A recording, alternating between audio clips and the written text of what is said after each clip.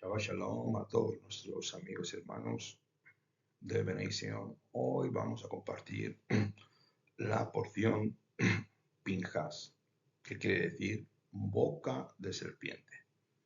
Esto empieza en el libro de Números, capítulo 25, verso 10 y termina en el 29:40. Vamos a ver un pequeño bosquejo con 7 puntos de reflexión. El primero, la apostasía del pueblo en Sittim. El segundo, el censo del pueblo. La herencia de las hijas de Zelofejad. El cuarto punto, la sucesión de Moshe.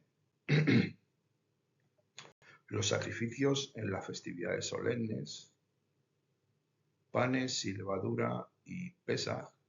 Y el último punto, el séptimo, Yom Teruah, la festividad de las trompetas. Vamos a hacer un pequeño recordatorio sobre lo que pasó en la anterior parashá, la cual era Balak, que quiere decir devastador. Este rey quería a toda costa destruir a el pueblo de Israel, habiendo oído que el Eterno iba delante de ellos con mano poderosa y con brazo alzado. Y este tal Balak era un poderoso guerrero, también un mago y un hechicero, cuenta la tradición hebrea, y se decidió a buscar a un brujo. En la escritura pone profeta. Para mí es un falso profeta que sí, que oía del Eterno, pero no era un profeta tal y como nosotros entendemos un profeta bíblico. Muchas cosas que las que este tal Balaam hacía, pues sí, muchas veces surgían, pero eran por el poder de las tinieblas y la oscuridad. Entonces, como hemos dicho, Balak fue a contratarle para que los maldijera, porque había entendido este rey moabita que no podía con este pueblo donde el único Dios verdadero estaba con ellos y les protegía. Entonces Balak convenció a Balaam, para que los maldijera, pero el Eterno dice así. Entonces Elohim dijo a Balaam, no irás con ellos, ni maldecirás a este pueblo, porque él es bendito. Esto es algo muy importante que nosotros tenemos que entender. La maldición y la bendición son totalmente incompatibles cuando el Eterno lo pronuncia de su boca. Cuando el Eterno derrama bendición sobre el pueblo de Israel, no hay nada que lo pueda tocar. Pero sí, lo que puede suceder es a la persona, al individuo o, en este caso, al pueblo, que no guarda de una forma rigurosa los mandamientos de Dios, puede encontrarse puertas de debilidad donde puede entrar el enemigo cuando nosotros le invitamos. Bien, porque el pueblo de Israel no pudo ser maldecido, pero ahora vamos a ver poco a poco qué es lo que sucedió. Ahora ya entramos en la parashá del verso 1 al 5 del capítulo 27, dice así. Y moraba entonces Israel en Sittim, y el pueblo comenzó a fornicar y a apegarse a las hijas de Moab, las cuales invitaban al pueblo a los sacrificios de sus dioses, y el pueblo comió y se postró ante los dioses de ellos. Así Israel se apegó a Baalpeor, y la ira de Adonai se encendió contra Israel. Y dijo el Eterno a Moshe, prende a todos los jueces del pueblo y hazlos ahorcar delante del Eterno a pleno sol. Y el ardor de la ira de Yahvé se apartará de Israel. Entonces Moshe dijo a los jueces de Israel, que cada uno mate a los hombres que se han apegado a Baal-peor. Esta orden le fue dada a Moshe por el Eterno para exterminar a los jueces o líderes del pueblo de Israel, pues habían caído en fornicación e idolatría y pervertido su corazón apegándose a Baal-peor. ofreciendo sacrificios y apartándose del Santo de Israel. Con estos sacrificios humanos, la ira de Adonai sería aplacada por tan infame hecho en Sittim.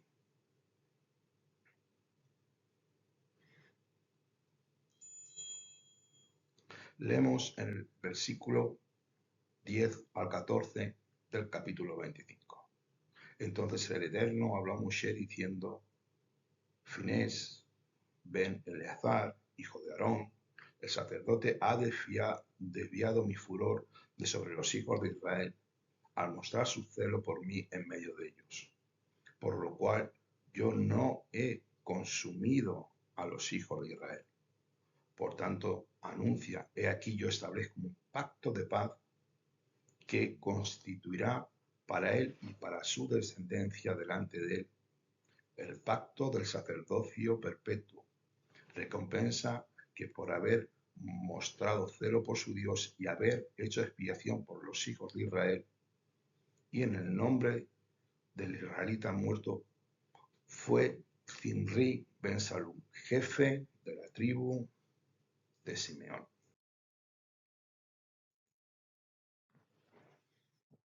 Muy bien, según nos cuenta la tradición hebrea, Pinhas, antes de matar a Zimri y a la mujer madianita, no era Cohen. Solo Aarón y su familia tenían tal derecho con su descendencia a ser sacerdotes y a ministrar en el tabernáculo de reunión. Pero como Pinhas había nacido cuando Aarón y sus hijos fueron instalados como sacerdotes, él no tenía el derecho de ser Cohen, según el libro de Éxodo, capítulo 28:1.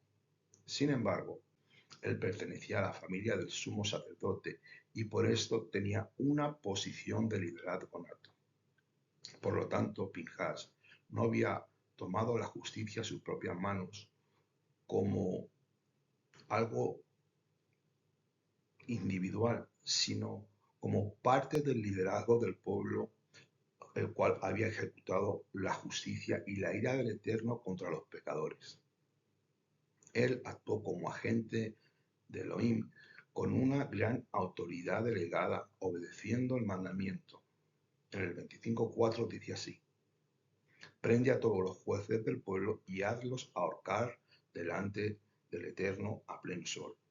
Y el ardor de la ira se parará delante de Yahvé.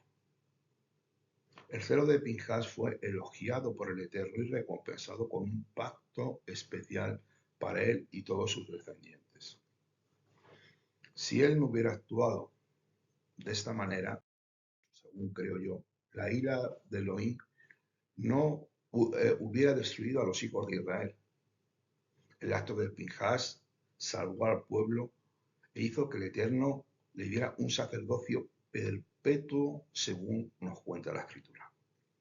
Debemos recordar que al Eterno no le asusta la muerte, ni mucho menos cuando tiene que morir gente por los pecados cotidianos. Recordemos el pecado del becerro de oro en aquel día cuando cayeron 3.000 personas en el monte Sinai. Por este hecho, pero lo que sucedió en Sittim fue una plaga con todo su peso, donde cayeron 24.000 personas del pueblo de Israel en un día, en un promedio de 2.000 israelitas por tribu, aunque según los escritores del pueblo de Israel relatan que la tribu de Simeón fue la más afectada. Vamos a verlo un poco más adelante el porqué. En cierta manera, Pinhas o Finés, mostrando externamente el celo por el Elohim de Israel, todo su celo y dolor ante lo que estaba sucediendo, y no además este hecho, el Dios de Israel confirma que le agradó parando la mortandad.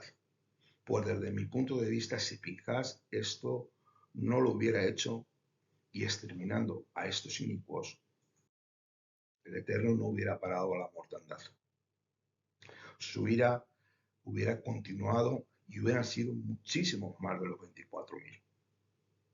Podría haberse dado el punto de que hubiera exterminado a todo el pueblo, pero tenía un plan con Israel. Este pueblo habían sido infectados y habían caído en sus propios pecados, deleites y concupiscencias, las cuales de alguna manera fueron activadas por sus propios pecados ocultos, que son los cuales arrastran al ser humano a pecar y a caer en todo tipo de condenación, y muchas veces sin importarles cuáles puedan ser sus consecuencias.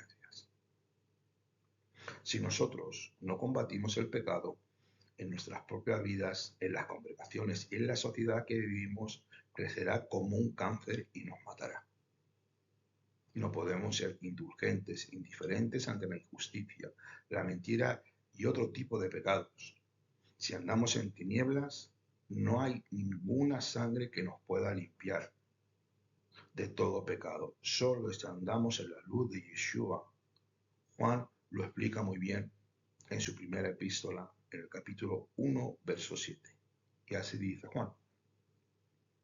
Pero si andamos en la luz, como Él está en la luz, tenemos comunión unos con otros. Y la sangre de Yeshua, su Hijo, nos limpia de todo pecado. Este celo de Pinjas aplacó la ira del Eterno, y gracias a este celo la peste de mortandad cesó. Pinjas ejecutó este hecho porque estaba prohibido casarse o tener relaciones con una mujer que no fuera del pueblo de Israel. Pues la escritura muestra que Zimri la trajo delante de Moshe, pues tal era la depravación de los líderes o jueces de Israel que habían olvidado este mandamiento de no juntarse o casarse con mujeres extranjeras de otros pueblos. Pero este Zimri lo ignoró. Este hecho, aunque Moshe lo rechazara en el intento de aceptarla dentro del pueblo de Israel. Vamos a decir lo que es lo que sucedió en aquel momento. Como hoy se dice, y discúlpenme mi brusquedad, Finri y la Madianita dijeron, vamos a vivir el momento.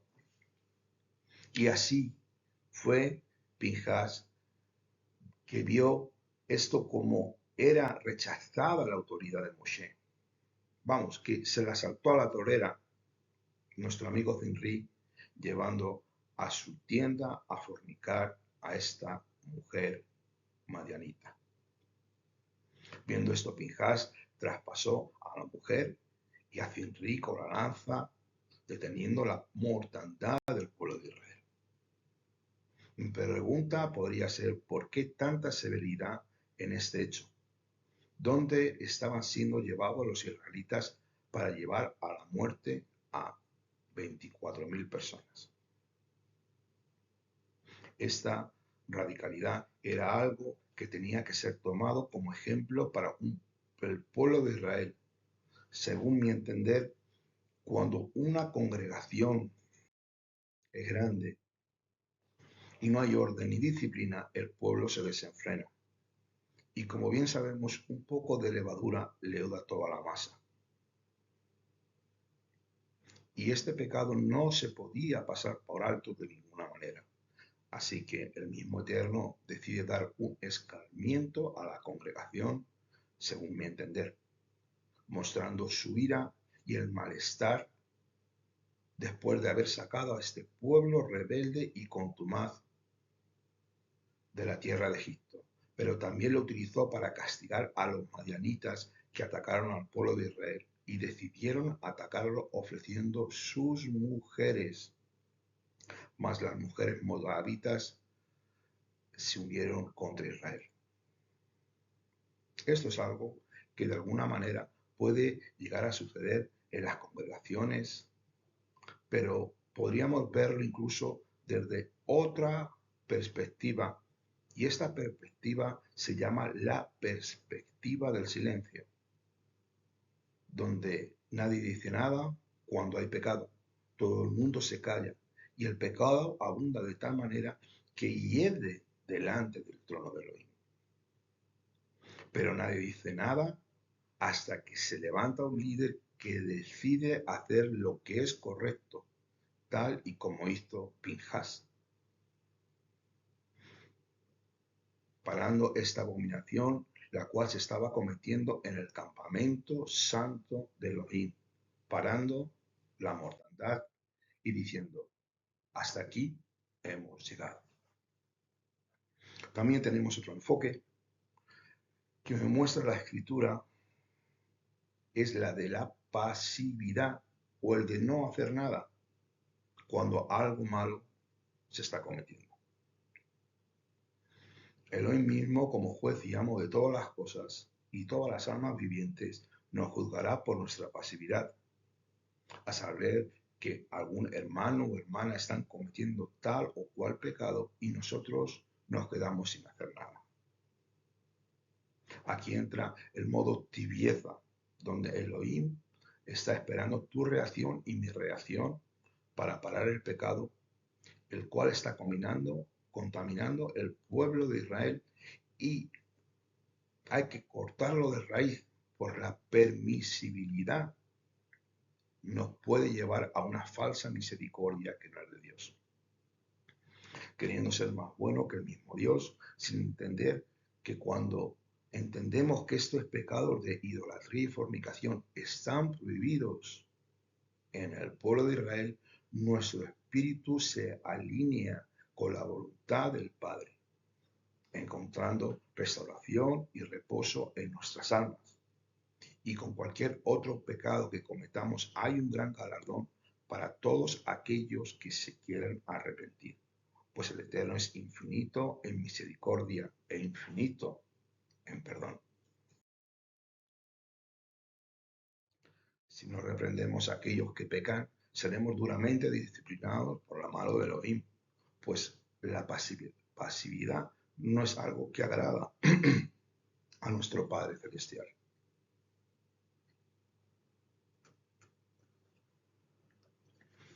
En 1 Corintios 10, del 7 al 8, donde se habla sobre este hecho de fornicación, Saulo habla sobre esto dándole una gran importancia, algo que no debe ser permitido en las congregaciones, pues la permisibilidad no es la misericordia de Elohim, y como bien sabemos, un poco de levadura leuda toda la masa.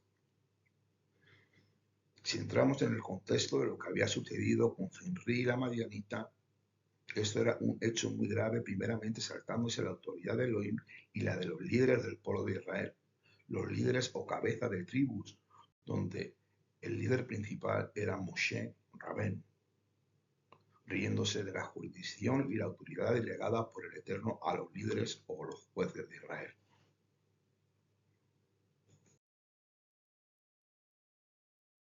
Veamos si esto fue importante, porque el Eterno establece un pacto con Pinjas y con toda su descendencia, según leemos en el 25, 12, 11 y 13.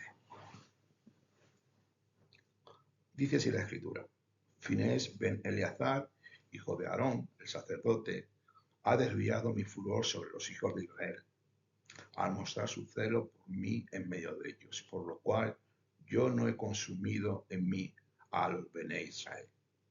Por tanto, anuncia, he aquí que yo establezco un pacto de paz con él, que constituirá para él y toda su descendencia el pacto del sacerdocio perpetuo, recompensa por haberse mostrado celoso por su Dios y haber llegado a la expiación por los hijos de Israel. El Eterno muestra su aprobación en este hecho y le otorga un sacerdocio perpetuo con un pacto de paz, algo que no se pudo cumplir, según enseñan los sabios de Israel, por la falta de misericordia ofrecida por Pinjas. El celo por la justicia divina debe ser siempre dada de una forma proporcional, según entender. Con la misericordia debe ser una forma equilibrada, con el carácter divino de una forma proporcional. Algo que no fue así. Por esta razón, este brit Shalom, este pacto de paz no pudo cumplirse en toda su plenitud por los motivos ya explicados. Para las comunidades en el Mesías tenemos el vivo ejemplo de nuestro Adón Yeshua, el cual es la imagen del Elohim invisible, lleno de gracia y de verdad, de misericordia, de justicia, en su perfecta armonía, según nos dice Juan en el capítulo 1, verso 14. Si Pinhas no hubiera detenido esto, hubiera habido muchísimos más muertos hasta que alguien hubiera mostrado el celo por el Elohim vivo de Israel.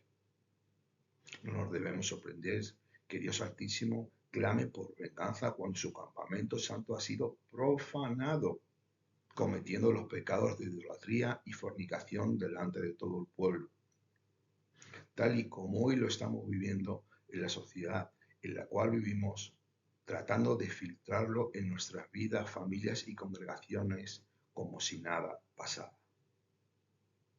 Tenemos que tener muchísimo cuidado con esto. Si esto llegara a pasar algún día, estaríamos desafiando al Elohim viviente con nuestra permisibilidad o con la pasividad en cualquiera de los niveles antes ya citados. Nuestra mente debe ser renovada según las Escrituras y no con las enseñanzas y con las doctrinas de hombres, pues en esos últimos tiempos muchos ya se ha levantado y esto ya ha sido profetizado, donde muchos se levantarán y engañarán aún a los escogidos, como está escrito, apostatando de la fe verdadera en el Mesías, Yeshua, enseñando doctrinas y palabras de hombres donde nada tiene que ver con la raíz hebrea del Mesías judío. Entramos en la importancia del pacto de paz y el cumplimiento del mismo. Durante el reinado mesiánico se restaurará la familia de Pinhas por la línea de Sadoc, el cual quiere decir justo, según Ezequiel 40, 46, 43, 19, 44, 15, 48, 12. Elohim no quebranta sus promesas y eres fiel hasta que pasen el cielo y la tierra. Los descendientes de Sadoc, el justo, serán sacerdotes delante de él. También el Midrash enseña que durante el periodo del primer templo hubo 18 descendientes de Pinhas que sirvieron como sumos sacerdotes en el segundo templo. Hubo 80 sacerdotes descendientes de Pinhas. También el gran escriba Errad era descendiente de Pinhas, según Esdras 7, del 1 al 5. En Primera de Crónicas, capítulo 6, del 4 al 8, está escrito: Eleazar engendró a Pinhas y Pinhas a Abishua y a todos sus descendientes, llegando también pasan por la segunda carta de Samuel, del capítulo 8 al 17. También en el nuevo diccionario certeza está escrito: Sadoc el justo, hijo de Aitab. Y en Primera de Crónicas también nos habla de todos sus descendientes, todos tomando parte en el ungimiento del rey Salomón como sucesor de David cuando Abiatar apoyó a Adonías en Primera de Reyes 1:7, y sus descendientes cumplieron funciones sacerdotales. Todo lo que hay escrito sobre Pinhas me hace reflexionar y meditar cuán grande es la importancia de las promesas dadas por Elohim a su pueblo, las cuales siempre las cumple, mostrando su fidelidad y compasión hacia nosotros. Esto es algo que debemos meditar cada día y cada noche en nuestras vidas. Esto nos ayudará a permanecer en el camino y avanzar a una relación más estrecha de amistad con el Todopoderoso,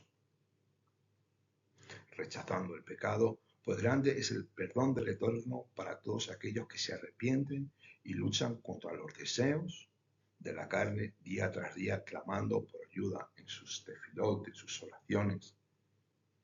Pero para aquellos que persisten en pecar, aquellos que practican el pecado, pasando por encima de las autoridades puestas por el Elohim de Israel aquí en la tierra, como dice Hebreos, horrenda cosa es caer en manos de Dios vivo. Nunca te enfrentes al Santo de Israel, porque siempre saldrás perdiendo.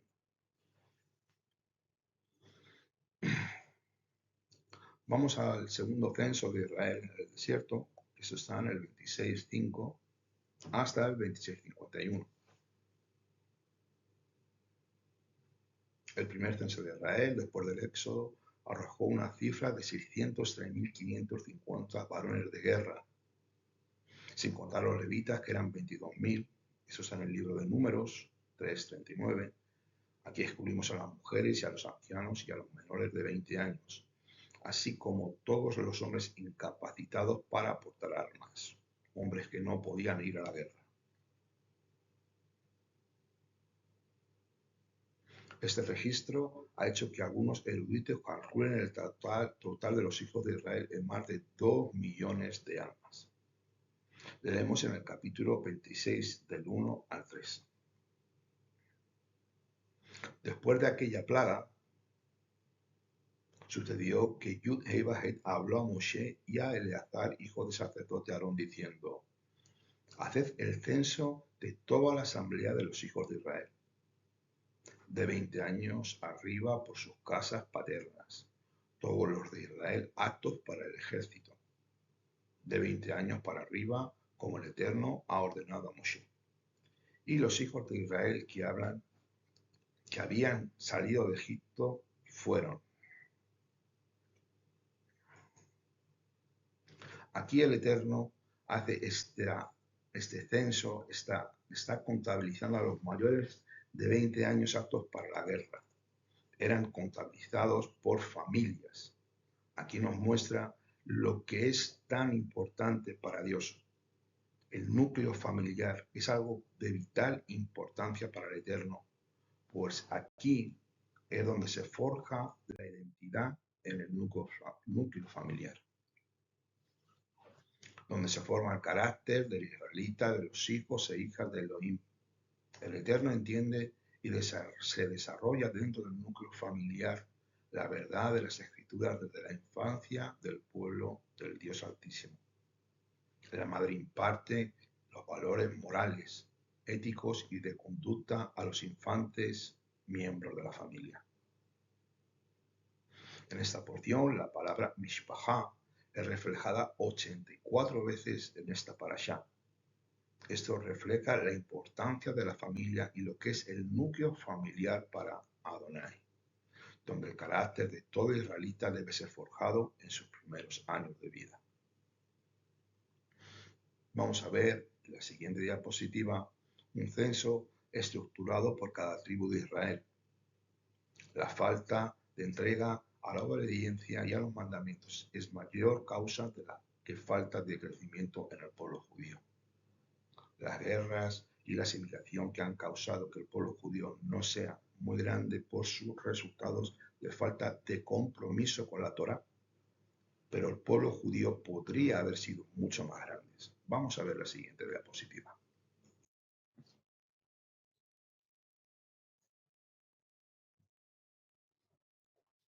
Aquí tenemos las 12 tribus de Israel y he marcado en rojo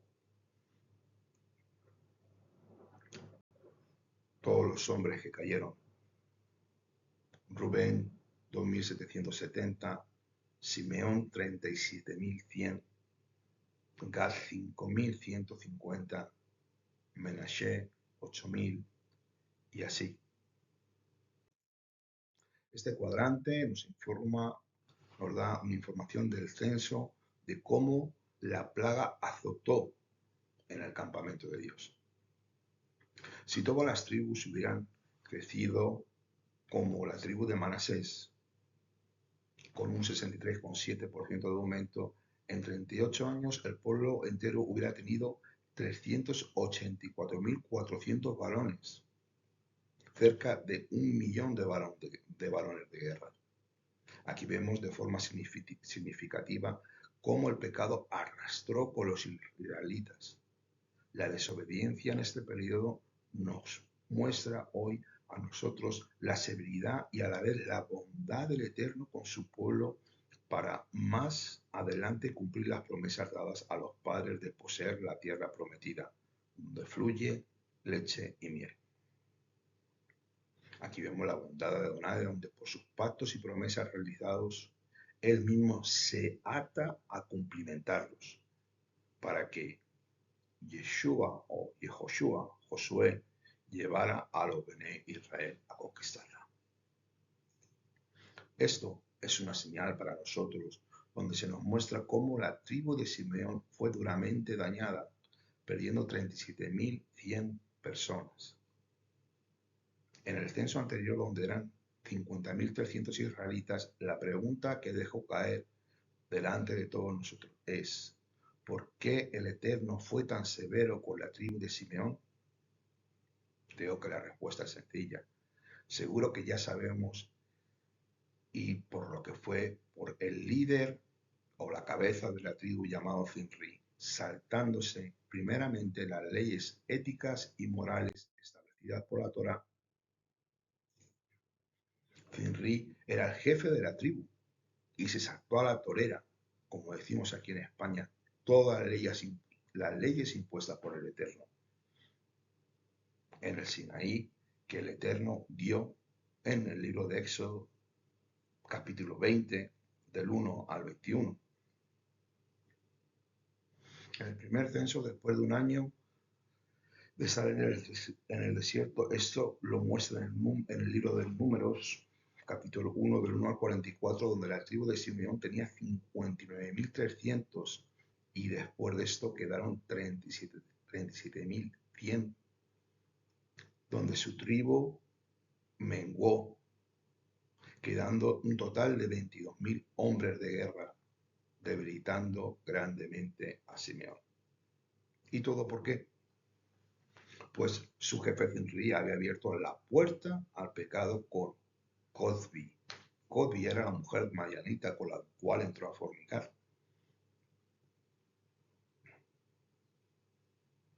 Las mujeres madianitas se acercaron específicamente a seducir a los hombres del pueblo de Israel, y arrastrándolos a la inmundicia de los ídolos y a ofrecer sacrificios y a comer de los mismos, sacándolos del Elohim verdadero.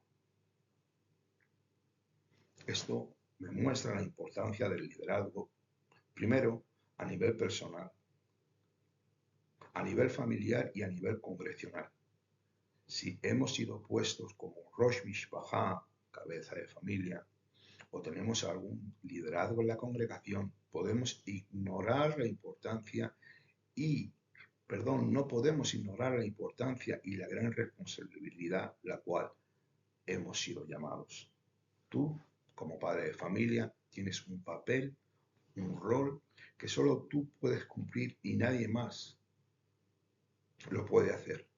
Tanto si eres padre como si no, el Eterno te ha llamado a desempeñar este liderazgo siempre bajo las premisas de orden y una ética y moral según las enseñanzas bíblicas mostradas por nuestro Adón Yeshua.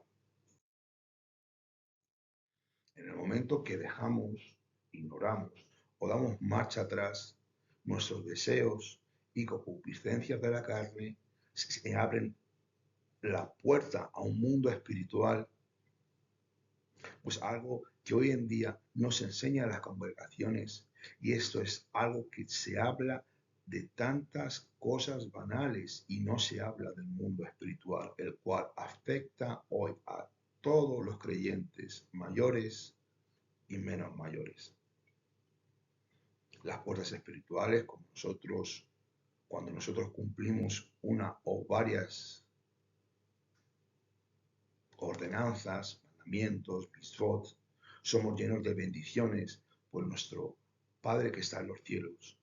Avinu Sheva Shamayim nos bendice, pero de la misma manera cuando pecamos abrimos esas portales de oscuridad donde el Eterno no puede morar y se aparta de nosotros, donde somos dejados frente a espíritus inmundos, los cuales pueden ser susurrados que nos susurran al oído y llegar a convencernos para caer en pecado, alterando y manipulando nuestra mente, espíritu, pues ellos son mucho más inteligentes que nosotros. Que nunca se te olvide.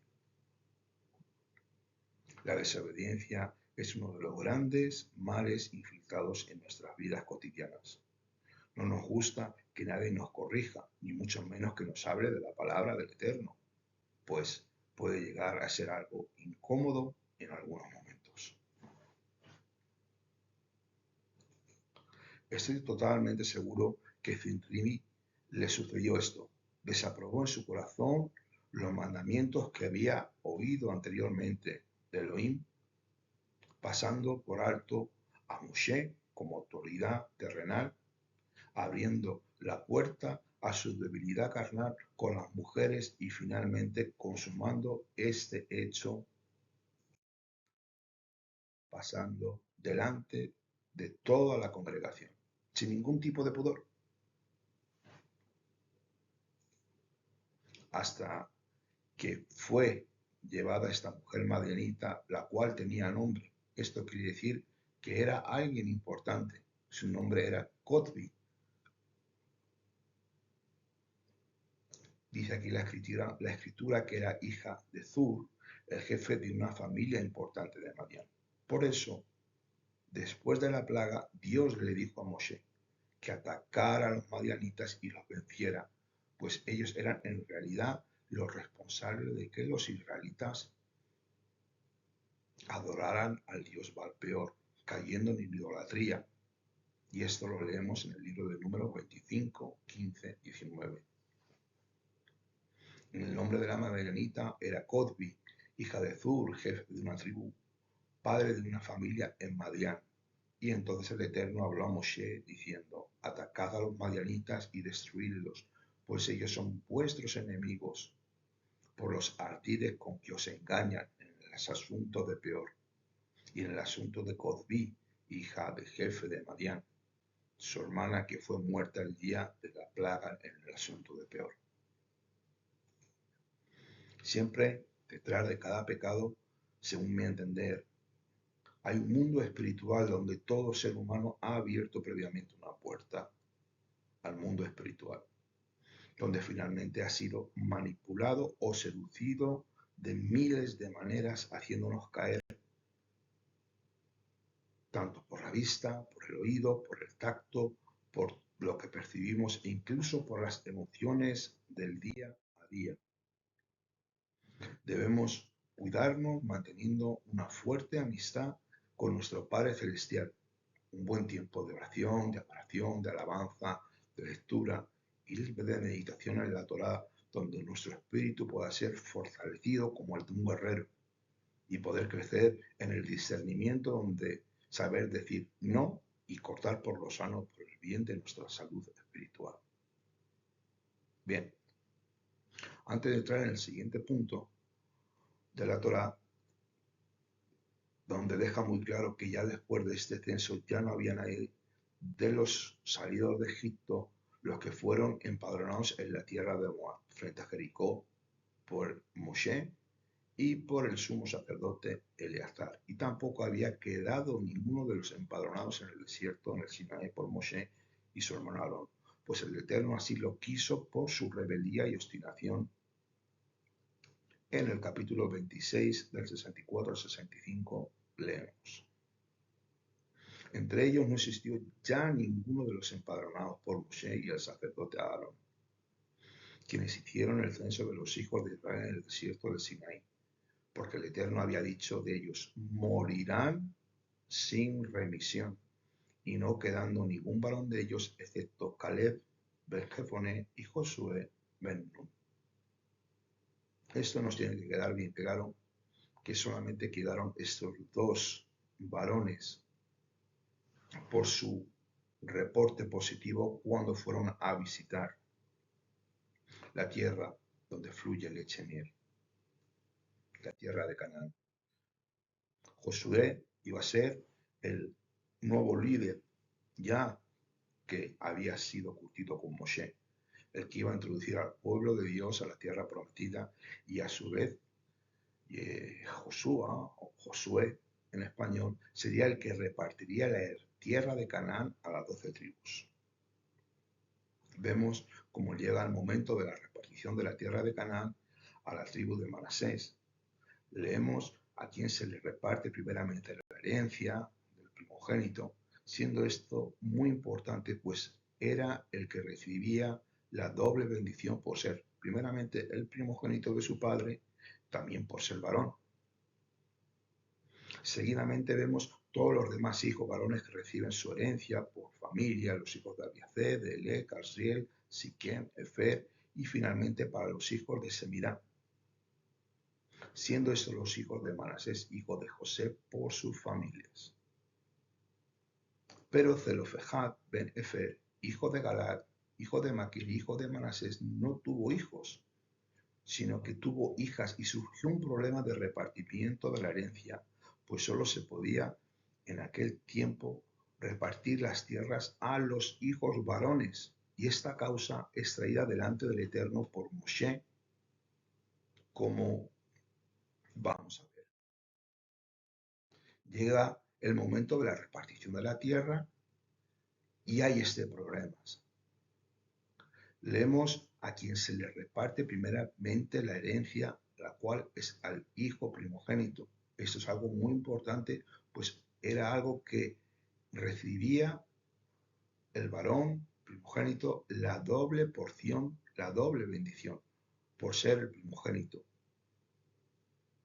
Seguidamente vemos como los demás hijos varones que reciben su herencia por familia, los hijos de Abiazer y todos los demás reciben su porción, pero Zelofejad, hijo de Maquir, hijo de Manasés, no tuvo hijos y surgió este problema. Y lo vamos a leer cómo se resolvió llevando las hijas de Zelofejad este problema delante del Sanedrín. Dice así: se acercaron entonces las hijas de Zelofejad ben-Ezer, hijo de Galad, hijo de Maquir, de Manasés, de la familia de Manasés ben Yosef, cuando hombres eran Malá, Noah, Milcá y Tirsá, y se presentaron ante Moshe, ante el sacerdote Eleazar, ante los jefes y ante toda la asamblea en la entrada de la tienda de reunión, diciendo: nuestro padre murió en el desierto, pero él no estuvo en la comunidad donde se agitaron contra Yahvé en el grupo de Coré, sino que murió por su propio pecado y no tuvo hijos. Y ahora dicen así las hijas: ¿por qué el nombre de nuestro padre ha de ser excluido de nuestra familia por no haber tenido un hijo? Danos derecho de los hermanos de nuestro padre. Y Moshe presentó su causa delante del Eterno, y el Eterno respondió a Moshe diciendo: dice bien las hijas de Zelofejad, desde luego les darás derecho de herencia entre los hermanos de su padre, y harás que la heredad de su padre sea traspasada a ellas. Bien, este es un caso muy peculiar, algo que en nuestra sociedad occidental ya está normalizado, pero en aquellos tiempos esto no era así. También nos muestra la reacción de los líderes del pueblo de Israel, desde Moshe hasta el sumo sacerdote y todos los jefes de las tribus. Esta causa le pareció correcta al Eterno y fueron concedidas la herencia de su padre Zelofejad a sus hijas, pues estas mujeres quedaron huérfanas de padre y sin hermano. La misericordia del Altísimo fue derramada sobre ellas sin lugar a duda. Los derechos de la herencia solo eran concedidos a los varones y las mujeres no tenían ningún tipo de derecho a herencia para poseer tierra. Ellas, cuando llegó el momento de la repartición de la tierra, apelaron al sumo sacerdote Eleazar, a Josué y a la comunidad de ancianos que fue establecida por Moshe para poder acceder a su herencia, cambiando en aquel tiempo por un momento la ley que ahora vamos a ver, que antes solamente favorecía a los primogénitos e hijos varones. Esas 5 mujeres, para poder recibir la herencia, tuvieron que casarse con sus primos para poder acceder a parte de su herencia, la cual obviamente les pertenecía, para que esa herencia quedara siempre en la tribu de Manasés y no fueran dando vueltas. Eso lo podemos leer en el libro de Números 36, de 6 al 10. Elohim mismo lo dispuso por si esto volvía a suceder, ya que quedó establecido por la boca de Elohim delante de toda la congregación de Israel en el tiempo de Moshe y para las futuras generaciones, pues Él es misericordioso y nunca nos dejará desamparados. Mas el punto de vista de esas 5 hermanas que tuvieron que luchar por su derecho de herencia, honrándolas en todo momento como las hijas del Altísimo. Hoy podríamos comparar a estas mujeres creyentes de ese tiempo a estas mujeres que quieren que sus futuras generaciones reciban las bendiciones del Eterno. Mujeres valientes, mujeres esforzadas, las de aquellos días y la de nuestros tiempos, sacando a su familia adelante y reclamando su herencia delante del trono de Dios, a pesar de las grandes diferencias de esta sociedad corrupta y manipuladora. Cuando el creyente clama, el Eterno oye y responde a la plegaria por sus misericordias hacia los desamparados, sin lugar a duda. Gracias al Eterno por estas mujeres creyentes, por esas mujeres de oración que claman justicia delante del trono de Elohim, el cual nunca desampara a su pueblo Israel. La existencia de una madre, la existencia de una esposa, de una viuda, unas hijas cuando se acercan al trono del Eterno y claman justicia, son oídas. Mas no tan solo eso fue así, sino que sucedió lo que vamos a leer más adelante. Y le está diciendo al Eterno, después de esto, a Moshe: y a los hijos de Israel hablarás así cuando alguien muera sin hijos. Haréis que la heredad sea traspasada a su hija. Si no tiene hijos, daréis su herencia a sus hermanos. Y si no tiene hermanos, daréis su herencia a los hermanos de su padre. Y si su padre no tiene hermanos, daréis herencia al pariente más cercano. Esto será para los hijos de Israel un estatuto perpetuo de derecho, tal como el Eterno ordenó a Moshe. Aún la desigualdad social que había en aquellos tiempos entre el hombre y la mujer eran grandes, pero una vez más quiero remarcar el favor de Dios por las causas difíciles y su infinita misericordia, el cual no deja de sorprenderme, velando siempre por el más débil. También este acto deja un precedente para todos los líderes de los Bene Israel, para los sacerdotes, profetas, reyes, príncipes y futuros gobernantes que habían de entrar en la tierra prometida, para que dieran ejemplo con una actitud recta ante la sociedad de aquel tiempo, con un corazón limpio hacia el desamparado y hacia el oprimido, donde había una gran desigualdad en aquellos momentos. Entramos ya en el capítulo 27, versículo 12, la sucesión de Moshe.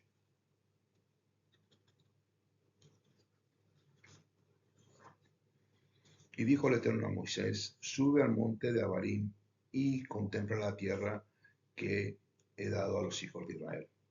Y cuando la hayas contemplado, tú también serás reunido con tu pueblo, como fue reunido Aarón tu hermano. Por cuanto fuisteis rebeldes a mis órdenes en el desierto de Zin, en aquella contienda de la congregación, y no me santificasteis ante los ojos de ellos, en el asunto de las aguas. Estas son las aguas de Meribá, de Cadés, en el desierto de Zin. Llega el momento de la destitución de Moshe. El Eterno le informa que ya no podía continuar hacia la tierra prometida. Se le hace ver desde lejos a Adonai, le hace ver desde lejos la tierra prometida y le explica las razones de estos pecados cometidos, poniendo como primer pecado, la rebeldía y otras causas más que hemos leído. Pero Moshe, aún excluido de su pueblo, muestra ese corazón de siervo humilde diciendo: entonces habló Moshe al Eterno diciendo: Adonai, Dios de los espíritus de toda carne, ponga un varón sobre la asamblea que salga delante de ellos y que entre delante de ellos, que los saque y los introduzca para que la congregación del Eterno no sea como ovejas sin pastor. Y el Eterno respondió a Moshe: toma a Yehoshua, Josué ben Nun, varón en el cual hay espíritu, e impondrás tu mano sobre él. Y harás que se presente ante el sacerdote Eleazar, ante toda la comunidad, y le impartirás autoridad delante de ellos. Lo investirá con autoridad para que toda la asamblea de los hijos de Israel le obedezca. Y él se presentó ante el sacerdote Eleazar y le consultará mediante el juicio de los Urim, en presencia del Eterno. Por orden suya saldrán y por orden suya entrarán, él y todos los Bené Israel, toda la asamblea, y Moshe hizo tal como el Eterno lo había ordenado. Tomó a Josué y lo presentó como ante el sacerdote Eleazar, y toda la asamblea luego impuso sobre él sus manos y le impartió autoridad, tal como el Eterno había ordenado por Moshe, por medio de Moshe. Moshe hace esta petición sabiendo que había sido apartado del liderazgo de los Bene Israel. Vamos a ver la importancia del liderazgo y cómo el Eterno capacita y dirige a los líderes de las congregaciones. Hay varios principios importantes dados en el liderazgo, los cuales quiero tocar y quiero que repasemos.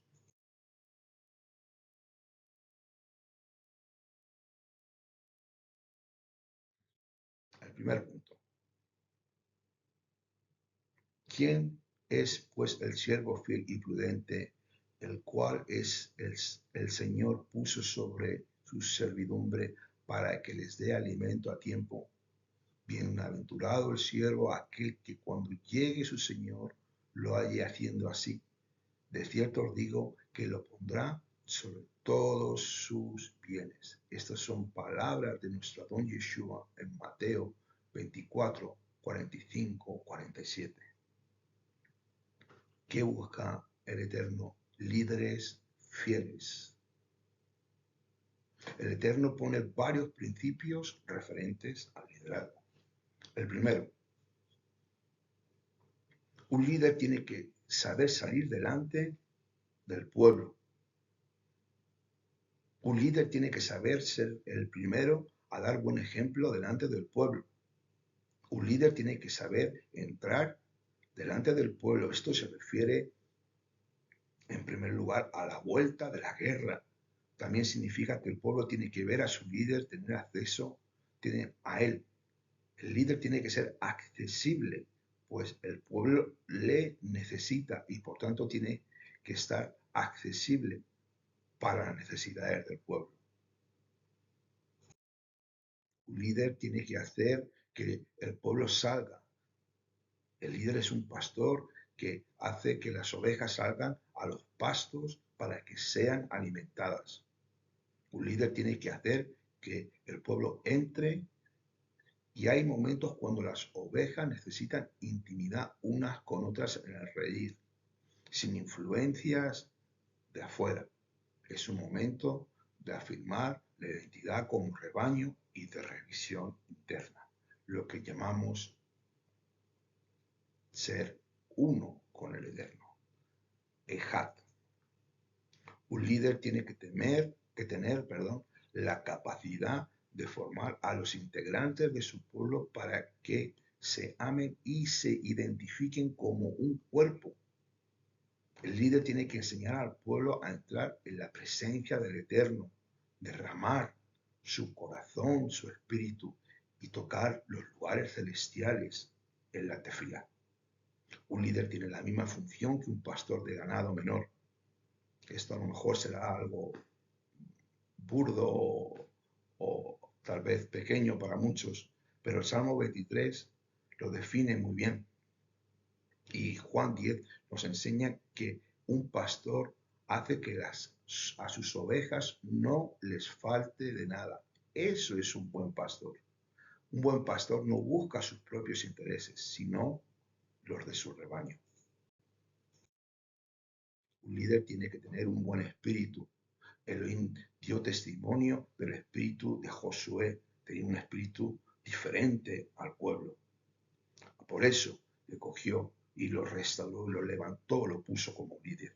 Un líder tiene que ser dotado con hod, con majestad, con esplendor, con grandeza, con dignidad, gloria y hermosura. Tiene que caminar erguido y mostrar en su vida la autoridad y ese celo por el Eterno que ha puesto en su vida. Un líder tiene que vivir delante del Eterno y consultar con Él para todo. Todo buen líder tiene que consultar al Eterno para todo. Para ser un buen líder hay que vivir la vida privada como si fuera pública. Nunca se te olvide eso. Siempre teniendo en mente que estamos delante de la presencia del Eterno y somos observados 24 horas. Un líder consulta con el Eterno antes de tomar decisiones triviales o no triviales. E incluso las cosas más pequeñas, podríamos decir. Un líder tiene que ser reconocido por el pueblo. Un rey sin pueblo es un fracaso. Un pueblo sin rey es un desenfreno. Un buen rey con mucho pueblo constituye un potencial para el bien. Que nunca se te olvide. Un buen líder no impone su liderazgo sobre otros. En el reino de los cielos los líderes son puestos por Adonai y luego reconocidos por el pueblo. Tiene que haber un equilibrio entre imposición y permisividad. Leemos lo que dice Números 27, del 18 a 20. El Eterno respondió a Moshe: toma Josué ben Nun varón, el cual hay espíritu, e impondrás tu mano sobre él y harás que se presente ante el sacerdote Eleazar y ante toda la comunidad e impartirás autoridad delante de ellos. Lo investirás con tu autoridad, porque toda la asamblea de los Bene Israel así le obedezca. Primeramente, el líder tiene que ser elegido por el Eterno y luego reconocido por el pueblo de Adonai. En todo lo que se refiere en el reino de los cielos debe haber un equilibrio perfecto entre la imposición del liderazgo y la permisividad. En los versos 18-20 que hemos leído anteriormente vemos lo que he dicho, que hay un equilibrio cuando Moshe recibe la orden de imponer su mano sobre Josué con un triple propósito según veo la escritura. Este triple propósito es primeramente como identificación del nuevo líder, segundo como transmisión y como instalación ministerial delante de los Bene Israel. En muchas ocasiones hay una combinación entre estas tres, como en el caso de Josué, que fue instalado en su ministerio como el sucesor de Moshe por la imposición de las manos de Moshe.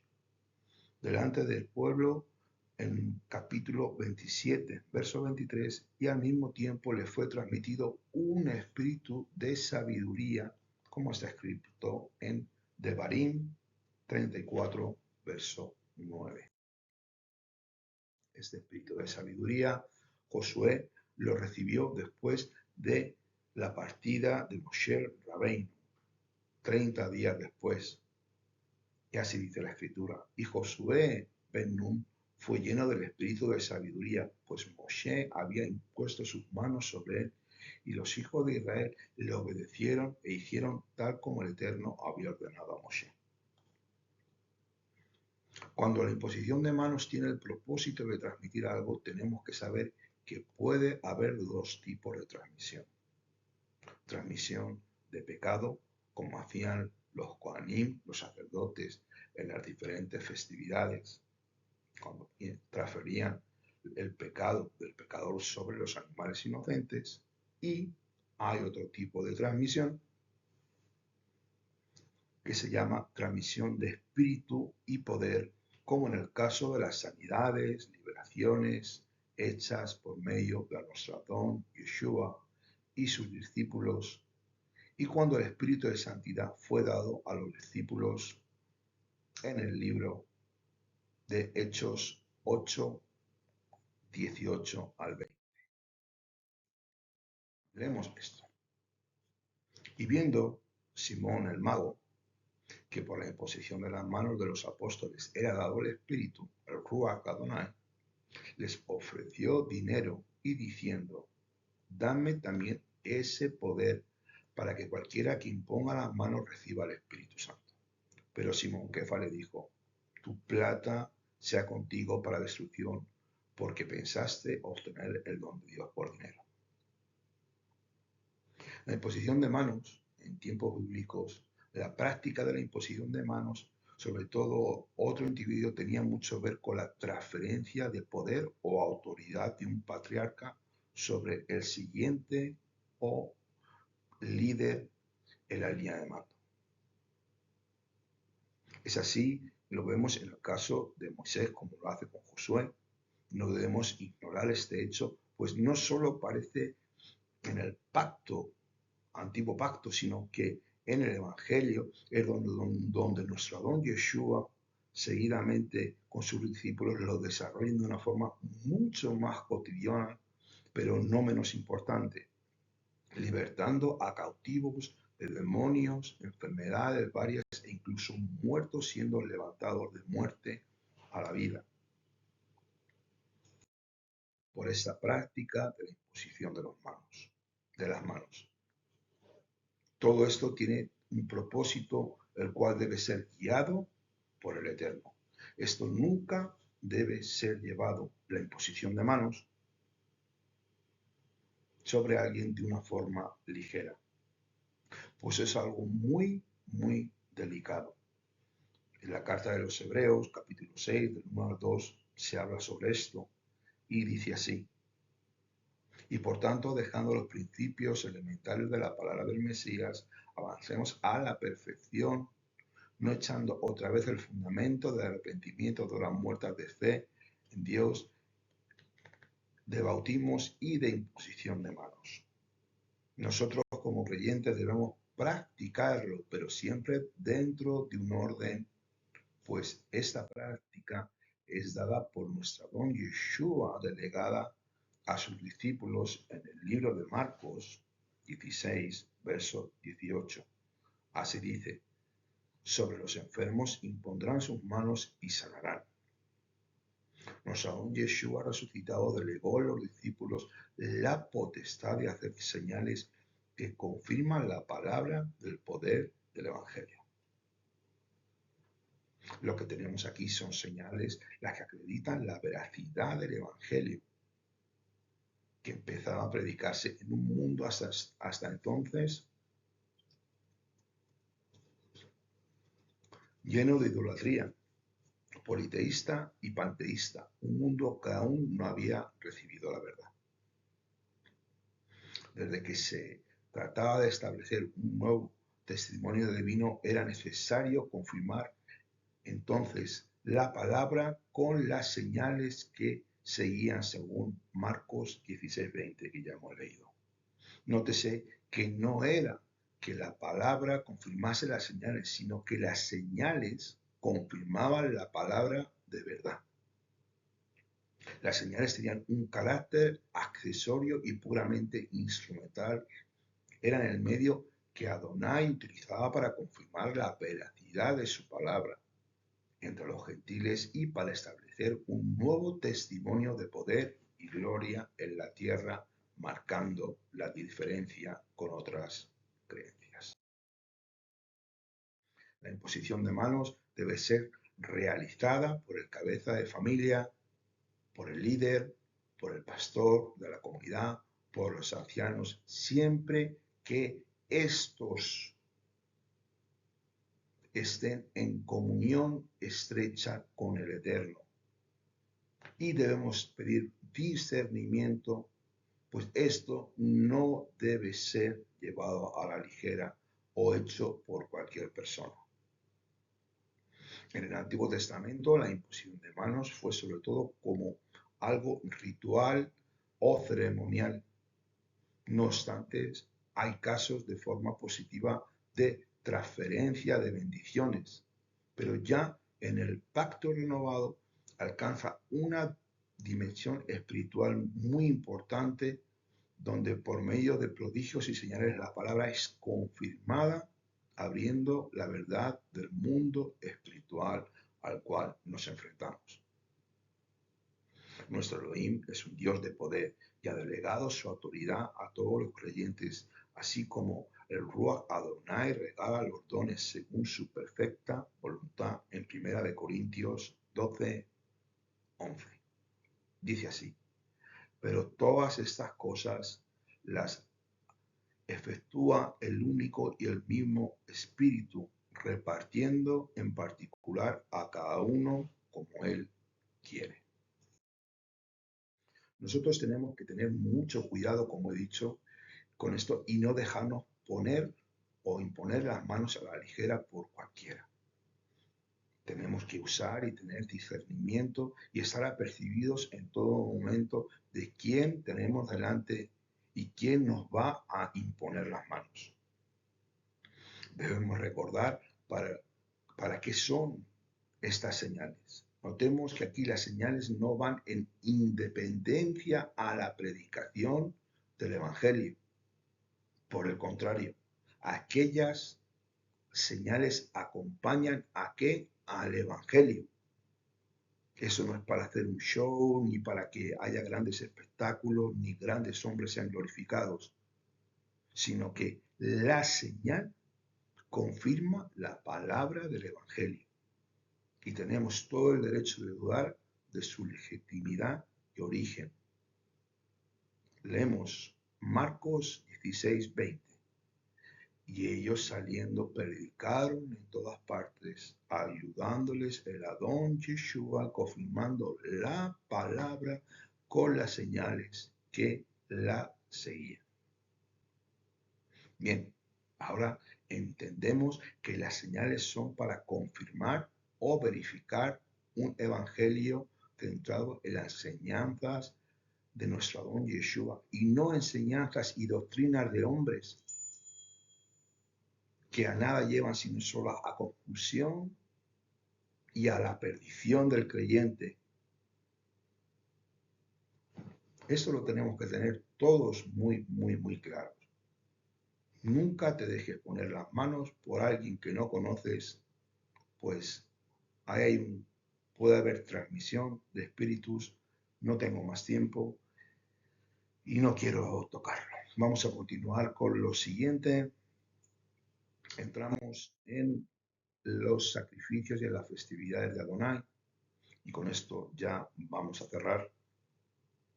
No quiero alargar más la enseñanza. Tenemos en el capítulo 28, del verso 3 al 8, los sacrificios diarios de mañana y tarde.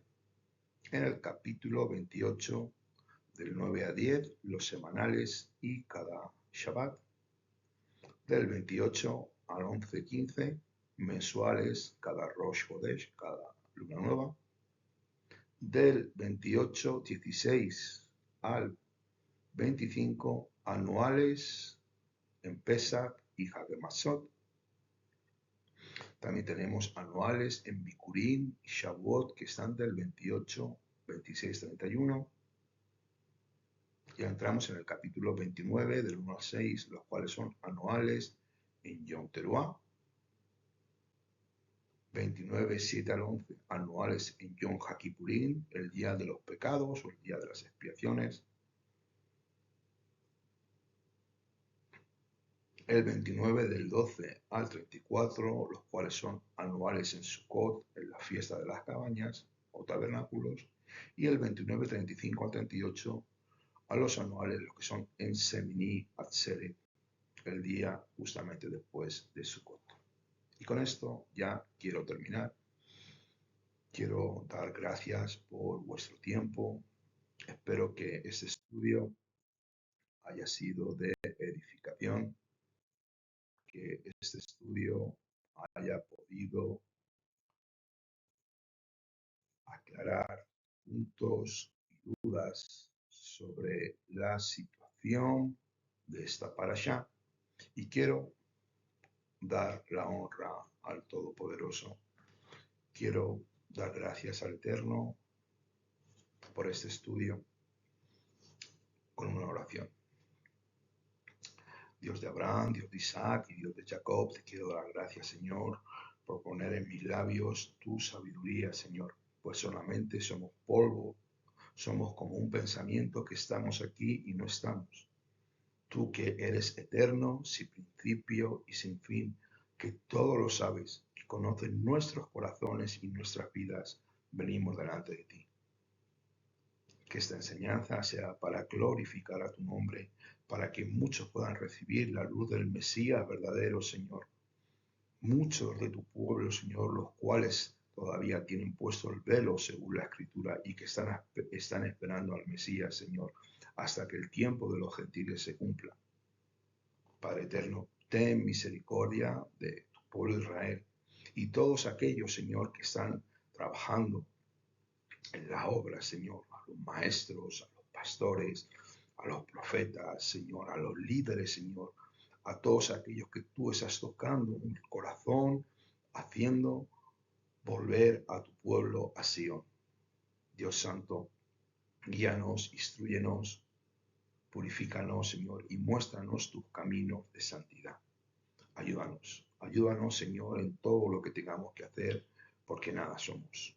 Somos, como hemos dicho antes, como un pensamiento que estamos aquí y al segundo siguiente no estamos. Lo que queremos es glorificarte, Señor. Ayúdanos a permanecer en tus caminos de amor, de paz y de justicia, y a permanecer bajo tus mandamientos, los cuales son luz y son vida. Son como un escudo que nos protegen delante de nuestros enemigos. Santo de Israel, te damos gracias, Señor, y te pido, Señor, que tú te manifiestes en el corazón de mis hermanos. Te doy gracias, Señor, por la enseñanza, por poner en mi espíritu, Señor, tus palabras, Señor. Y yo bendigo a todo el pueblo de Israel. Te damos gracias, Señor, una vez más. En el nombre de nuestro Adón Yeshua, el Rey de Gloria, nuestro Redentor. Amén y amén. Bueno, pues ya nos despedimos. Quiero daros gracias por vuestro tiempo. Quiero daros gracias por permanecer. Y quiero también que vosotros sepáis que no hay nada fuera, no hay nada fuera de nuestro Adón Yeshua. Así que seamos fieles y permanezcamos tal y guardando la Escritura y guardando los mandamientos debajo de sus pactos y promesas. Que tengan un buen Shabbat y tengan un buen inicio de semana. Shabbat Shalom, amados. Kol Tuv, muchas bendiciones. Shalom.